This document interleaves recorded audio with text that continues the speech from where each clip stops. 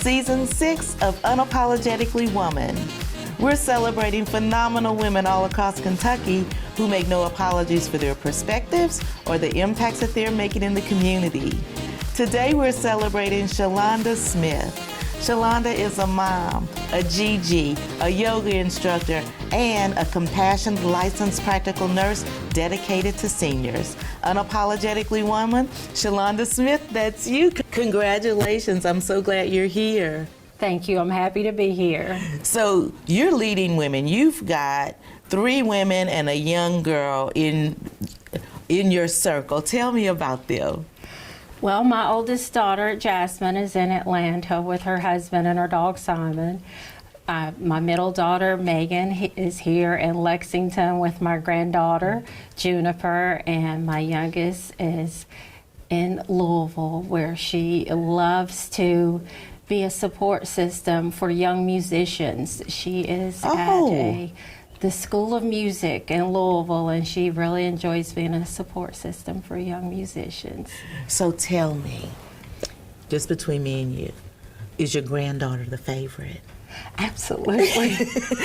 Absolutely. We love our Mimi sleepovers and just hanging out. And last weekend we spent Friday night and Saturday night together playing with balloons and just doing Mimi things. See, that is wonderful. It is. And so when you're not doing your family things, you are an LPN at Pace Center. Yes, yes. Why is that important to you?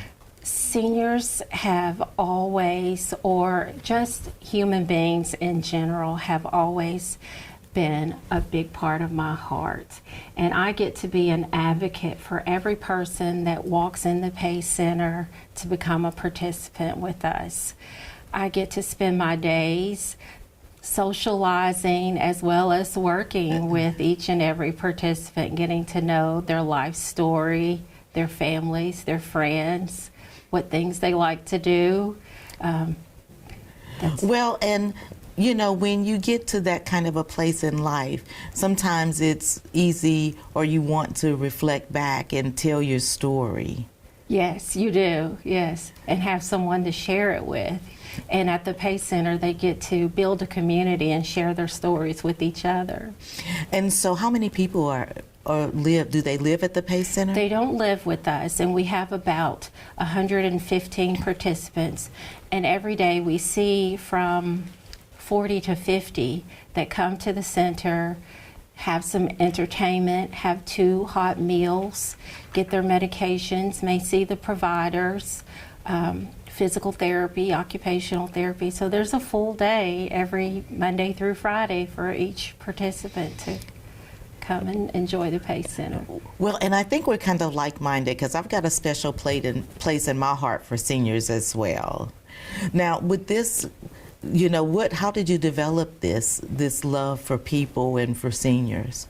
I think it was an opportunity I had as a high schooler to help a little bit with my great-grandmother, who was with us until she was 100 years old. Wow! So yes, I had many nights where I did granny sleepovers. We called her Little Mama, but I had sleepovers with Little Mama, and I got to experience some of her health concerns and learn what was going on with her. And as I got older, I just continued that interest in senior care. And so one of the things that struck me when I was reading about you is you have a 7-year-old granddaughter, but you were at that very age when you lost your own mom. Yes, yes. I think about that often when she and I are spending time together. Do you have memories of your mom? I do. I do have memories. Lots of joyful memories, but memories of visiting her when she was in the hospital and so forth, because she had a long illness as we were small children. And so I wonder if that plays a part into the compassion that you have. Yes, absolutely, yes. And so then you go from caregiver, from mom and Mimi, and you're also a yoga instructor. Yes. I for many years had a joy of being a yoga student, but in recent years I thought to extend my nursing practice, to extend my options to help others and wellness and life benefits, all in many different aspects. I wanted to become a yoga instructor. So I have overcome that challenge and got my certification, and I'll be doing pop-up classes wherever I may be needed. I'm looking forward to the summer doing some outdoors classes on a farm locally here in town, and see where that goes.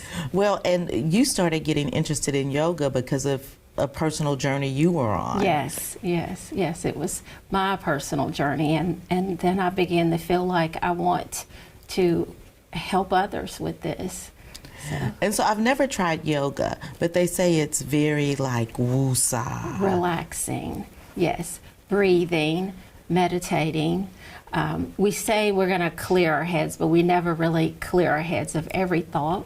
But there is the breath work and the relaxation of the breath work and stretching and relaxing. And so do you do any of this with your patients? We do. Sometimes we sit and, stretch our necks and do a little bit of movement in chairs. But mostly it's my friends or my pop-up classes that I'm offering my yoga classes. Wow. So you just say, okay, how do you decide where you're going to have a yoga class? Do you just hear that people are interested? Do they contact you? How does that work? Yes, I hear people are interested, or I see a place that may be ideal environment for a yoga experience. One of my most recent classes was in a shop, a flower shop. It was filled with the environment of houseplants, but we could make room and stretch out on the floor and do a yoga flow. Is that I'm going to ask you, what's the oddest place, the most unique place that you've held your classes? I wouldn't say it was odd, but over the summer, last summer, I had a series of classes at Coleman Crest Farms. So we were outside in the dew and the wet grass, but none of that mattered. You could hear the birds singing and the trees are moving in the wind, and so you're, watching the sun come up, and also being able to do your breath work and meditation and yoga. Wow. Now, see, that sounds like something I could probably get into. I just have to get into it. Yes. I just have to get into it. We'll have to do that this spring. You're gonna have to hold me accountable because I'm terrible. Well, that's what it's all about, is holding each other accountable. Yes, yes.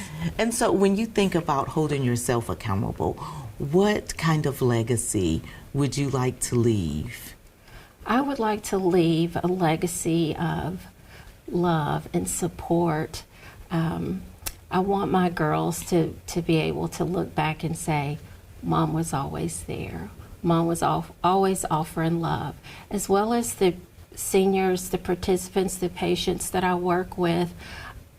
When I'm not there and they are thinking of me and talking about me, my legacy with them, I want to be, she cared, she was gentle and caring, and I could feel it and I knew it. And how appreciative are the families of the work that you're doing? They are so appreciative because the PACE Center offers an opportunity for families to have respite from caregiving. Caregiving can be a full-time job, and to be able to keep someone at home as long as possible but still have some time where you can have a respite and do some self-care for yourself, or run those errands you need to run, and take care of home and things like that. So. And caregiving, especially at the final stages, can be really tiring. It can be really taxing for, and for most of us, it's a child that, is doing the caregiving, and a child that has a family of their own, so you're multitasking, and so thankfully the PACE Center is there to offer that respite. I love it. I love it. So I'm going to kick it to you for the last words for young girls and young women that might be watching and looking to you. What kind of advice would you give them? I would say believe in yourself. Never stop believing in yourself and having hope that your dreams, whatever those dreams may be, that you can do it. You can accomplish it.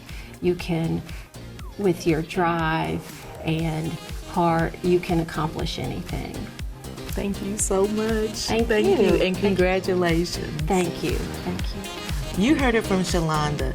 You can do anything. Just have that drive and that perseverance, and just don't let anything stop you. And you guys continue to watch as we celebrate other phenomenal women on Unapologetically Woman. I'll see you soon.